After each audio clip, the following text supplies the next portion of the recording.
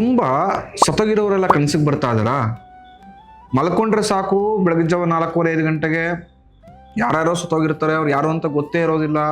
ಆ ಥರ ಸತ್ತೋಗಿರತಕ್ಕಂಥ ವ್ಯಕ್ತಿಗಳು ಅಥವಾ ಆ ಥರ ಪರಿಸ್ಥಿತಿಗಳು, ಸಂದರ್ಭಗಳು ಕನಸಲ್ಲಿ ಕಾಣಿಸ್ಕೊಳ್ತಾ ಇದ್ರೆ ಭಯಪಡಬೇಡಿ, ಅದು ಶುಭದ ಸೂಚನೆ.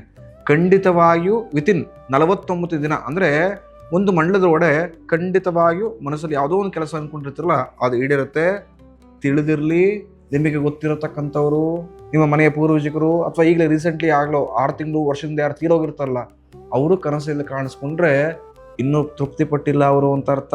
ಹಾಗೂ ಏನೋ ಆಸೆ ಇಟ್ಕೊಂಡು ಸುತ್ತೋಗ್ಬಿಟ್ಟಿದ್ದಾರೆ, ಆಸೆ ಈಡೇರಿಸಕ್ಕಾಗಿ ತುಂಬ ಒದ್ದಾಡ್ತಾ ಇದೆ ಆತ್ಮ ಅಂತ ಅರ್ಥ. ಭಯಪಡೋ ಅವಶ್ಯಕತೆ ಇಲ್ಲ. ಆ ಸಂಬಂಧಪಟ್ಟ ಪೂಜೆ ಪುನಸ್ಕಾರಗಳನ್ನ, ತರ್ಪಣ ಪಿಂಡ ಪ್ರದಾನಗಳನ್ನ, ಅಥವಾ ಅವರ ಆಸೆಯನ್ನ ನಿಮಗೆ ಶಕ್ತಿನುಸಾರವಾದರೆ ತೀರಿಸುವಂತ ಪ್ರಯತ್ನ ಮಾಡಿ. ಖಂಡಿತ ಅವರ ಪಿತೃಗಳ ಅನುಗ್ರಹ ಕೂಡ ಲಭ್ಯ ಆಗುತ್ತೆ. ಹಾಗೂ ಜೀವನದಲ್ಲಿ ಅಭಿವೃದ್ಧಿಯನ್ನು ಕೂಡ ಕಾಡ್ತೀರಾ.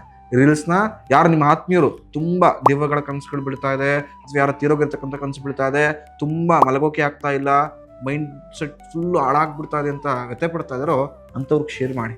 ಅವರು ಕೂಡ ಅವ್ರ ಕನಸು ಯಾವ ರೀತಿ ಲಾಭದಾಯಕವಾಗುತ್ತೆ, ಯಾವ ರೀತಿ ಎಚ್ಚರಿಕೆ ಗಂಟೆ ಅಂತ ಅವರು ತಿಳ್ಕೊಳ್ಬೋದು. ಈ ರೀಲ್ಸ್ ಇಷ್ಟವಾದರೆ ನಮ್ಮನ್ನು ಫಾಲೋ ಮಾಡಿ, ಪ್ರತಿನಿತ್ಯವೂ ಕೂಡ ಉಪಯುಕ್ತ ಮಾಹಿತಿಗಳನ್ನು ಪಡೆದುಕೊಳ್ಳಿ ಅಂತ ನಾನು ಕೇಳ್ಕೊಳ್ತೇನೆ. ಶುಭಮಸ್ತು.